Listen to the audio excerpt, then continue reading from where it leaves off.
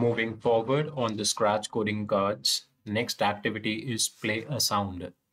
The steps for which are again the same, and this is the instruction set that we have to give to the new sprite. In order to begin the activity, we'll open the Scratch project on which we have worked earlier, and we will go to the sprites library and take a new sprite from there. Now we have to give instructions to this particular sprite. So the first instruction from events category, when this sprite is clicked, then from the sound category, play this particular sound. Now here from the drop down list, you can see that only one sound is available and we need to add a different sound, for example, guitar strum. Then for that, we will go to the sound library for that.